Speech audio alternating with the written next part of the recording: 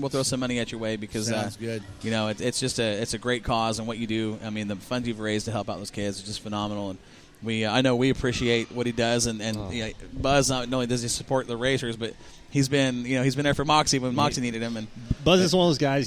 He sits back and he lays in the woodwork, but when it's time to. When something happens, Buzz is always there for anybody. Absolutely. I mean, at the track, whether you're a racer, announcer, or the fan, or even a Shriner kid. Yep. Somebody that wants to get to the racetrack. Buzz takes care of them. You can usually hear me. Oh, yeah.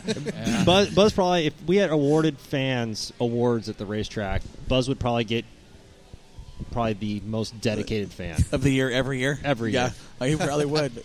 Now, we didn't get a chance to do our Shriners Challenge last year between you and I, but you've been back in the shop. You've seen 4 carts there ready to go.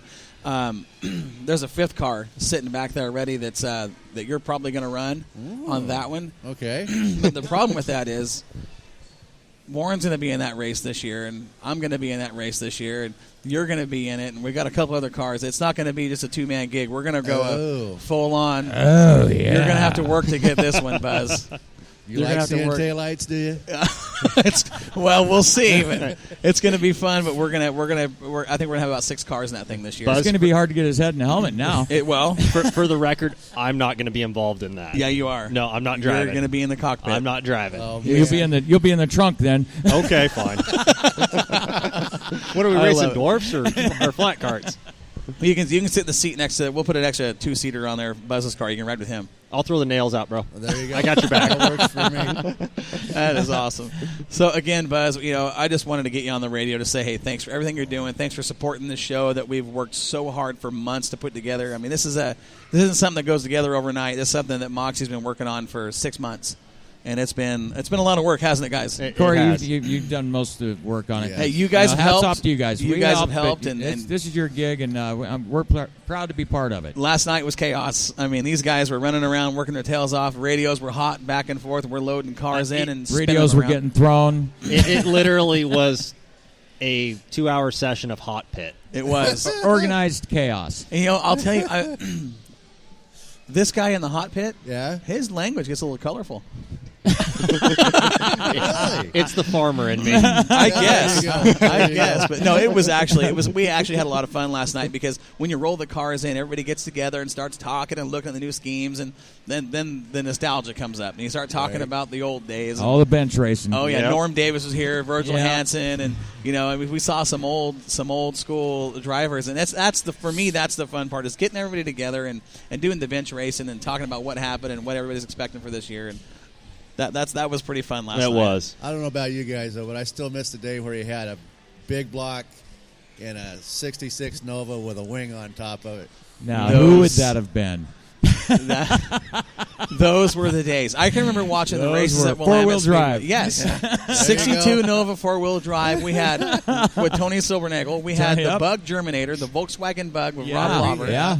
Outlaw wedge cars that weighed 1,800 pounds with the driver in them, with sideboards and Sideboards were most of the weight. Yeah, fuel-injected sprint car engines, and the cars were 83 inches wide and just big, nasty, wicked machines. And They go off the corner between 1 and 2 and come back on the track at turn 3. Yes. I've seen that a time or two. Well, and I've seen him end up in the pond, actually. Oh, yeah. Yes, Yeah. I've seen that, but I will never forget the one night I watched Russ Sell. Randy Leach, 9 car. Yes, Yes. 09. 09, Yep. exactly. I remember watching Russ Sell in the old days. See, this is just like last night. Yes, it is. It is. But Russ did something, and even as a kid, I thought, man, that is absolutely insane. That guy, something's not right. As good as Russ is, or has been over his career, legendary status. I watched him slide that car on the high side of 1 and 2, fall off of turn 2, down the bank. And that's back when there was no wall. That used to be a regular occurrence. Right, but when you went off the bank back then, you couldn't see outside the racetrack. Right. All you could see was the dust where Russ was racing, and he never lifted. It There was wasn't a big just trail Russ. of dust. But, yeah. This huge trail of dust down the backstretch. Russ launches the car back on the backstretch into turn 3, sets it, the car, literally. and never lost the lead. I'm going, what? How do you do something? He 4-wheeled that thing to that field. Yeah, and the old wedge car, I'm surprised it didn't rip the front end Well, off. that's back when the pits were in the middle too, Yes. So you could. It was all clear out there. Yeah. Just weeds and briars. But for somebody to do something like that was, I mean, there's not many guys that could have pulled that off. And No. No. maybe Rob Maya. Well, You know, there's something not right with all these drivers. That's why they're out there. Well, that's true. You cannot And be we a appreciate normal the heck out of individual them. and get into a race car and do what these guys do because it's not natural. No. It is not Yeah, natural. it's- Going 80+ miles an hour on dirt, 3 wide, 3 wide. sideways into the corner, and On nobody marbles. lifts. I mean, Yep. Yeah. that's more than just testosterone. That's Dane Bramage. That is Exactly. 100% Dane Bramage. I got 2 more races I got to talk about though. Let's do it. The September 3rd Farmers Cup trophies. Yes.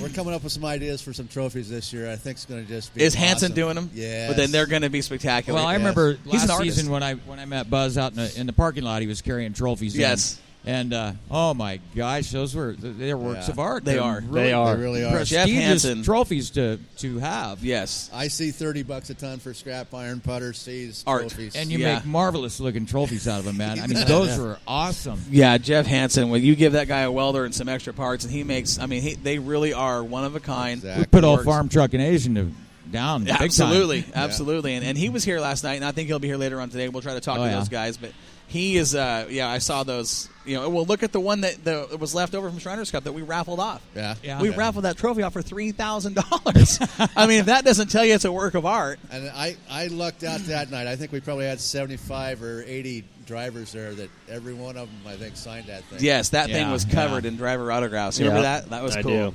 And then So- we got the beer cup coming up. That is. I want to talk to you about Beer Cup. That's, No drinking in the mall today. the 23rd or 26th of September. 23rd. Yep. Yeah. 23rd. Yeah. Yep, 23rd. Last race of the year. That's kind of a tangent mafia thing there. We like to enjoy ourselves at the track. And But they do. Oh, that's an understatement. They're down to have a good time. Yeah. Man, they yeah. do. And to our advantage, we made when we bought that box, we said, hey, nobody's going to drive home obliterated. So nobody has. So nobody drives home.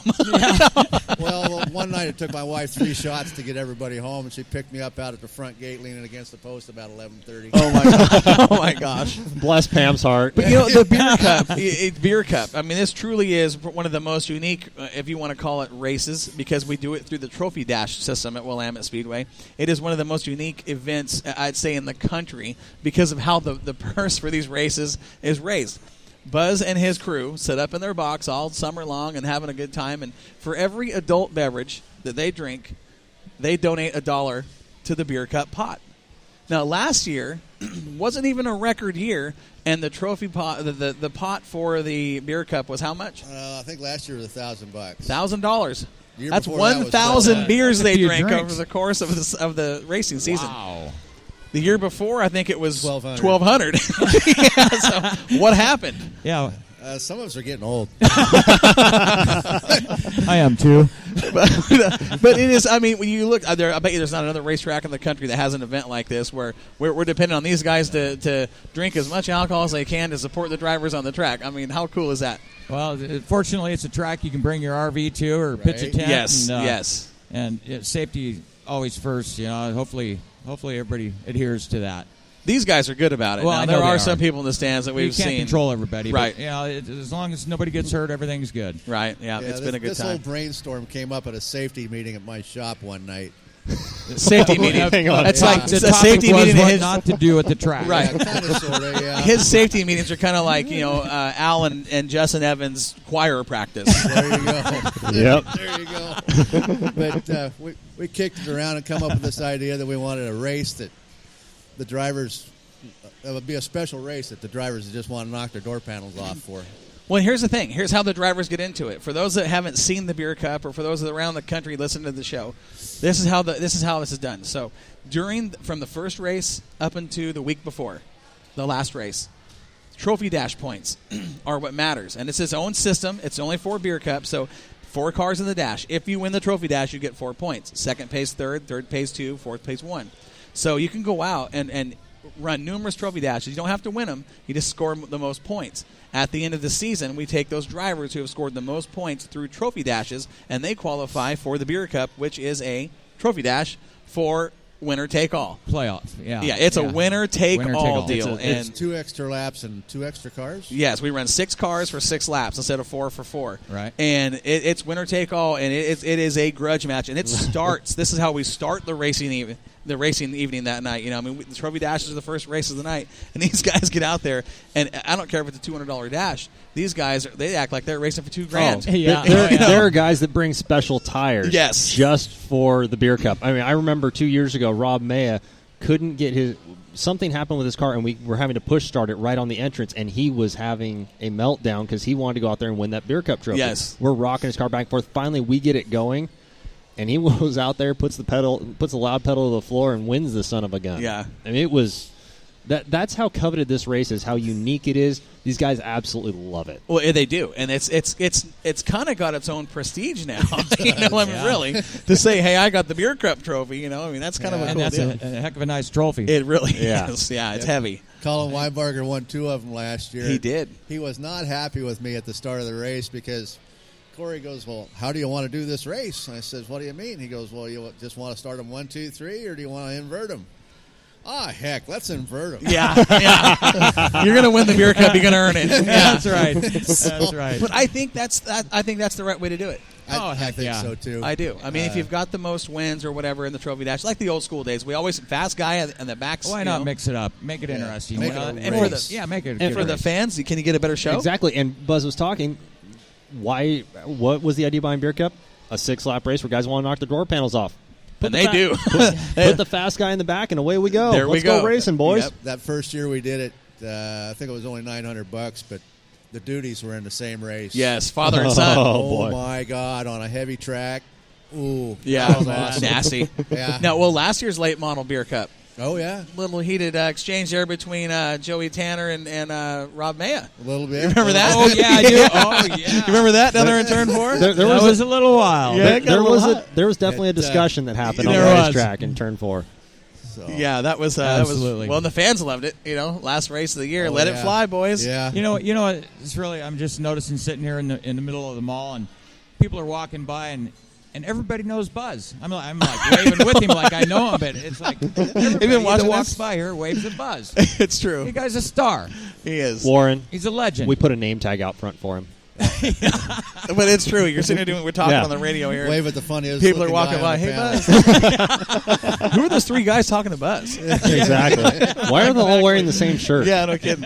I love it. So, Buzz, again, man, we just wanted to get you on here and say thanks for everything that you do. We appreciate hey, you, and we are looking forward to a great 2000 season here in the Northwest, and you're a big part of that. And I appreciate it. Keep doing what you do, Buzz. I'm going to try. I appreciate Moxa Media.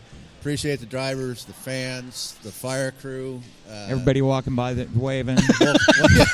Willamette Speedway in general. Absolutely. Best track in the Northwest, right? No now. kidding. Yeah. without a doubt. That Without is a doubt. true. It provides some great racing, and it's the big, fast speedway that everybody wants to It's going win to be a at. great season. Oh, it's It going to be really fun. is. It's going to It's be gonna fun. be a What good a, one. what a better way to kick it off than having Buzz Mitchell here with us Yeah. on Driver Live at the Northwest Race Car So, Show. Couldn't you know, have scripted it. I want to talk to you guys about something real quick, and I was going to talk about this with Dan, but Dan's not going to be here. Dan Dybel showed up at the last minute. He heard we had a couple cars drop out. He calls me up and says, hey, did you have a couple cars drop out? I said, I wish it was just a couple. We lost 8 cars for the show in 48 hours prior to the show. He goes, man, Thanks, guys. Hang on. Look at the look on Buzz's face. Yeah. Really? Yeah. So he says, well, did you notice there's not one street stock here? Yeah. Not one street stock, not and a we have street stock and not a sprint car. no sprint cars. Way to We- represent the Iron Yeah. Giant, guys. A little disappointed, but we'll do what we can to do we'll that. we'll serious. still push. But back to Dan Dybel. This is how this guy is. He says, hey, listen, we weren't going to bring a car. And he said that on the air when he called in. No, we're not going to participate in the show. We're too busy getting cars ready. Right. He calls me up. This is yesterday. We're about 4 hours, 5 hours from rolling the cars in. He goes, I heard you lost some cars. I'm loading up and bringing a car for you. I said, fantastic. Thank you. I appreciate it. No one knows about what I'm about to tell you guys. I haven't even told you guys yet. This is cool. So Dan's got this plan we've worked out, okay? The fine details are still being tuned, but here's what we're going to do. Notice that Dan brought a Super Sport car here, okay? His intention was not to run Super Sport this year. He's running late models. That is a Dan Dybel Super Sport he's going to run this year, and that car is a charity car. Here's what we're really? going to do. This is cool. You want to talk about doing something to help out? Every week it's going to be a new charity. Okay, Dan's going to race for a new charity every week in that car, and here's what he's going to do. We're going to go, and we're going to put up a challenge to the race fans. Dan is going to put up, I think it's $250 to win the Super Sport feature. Is it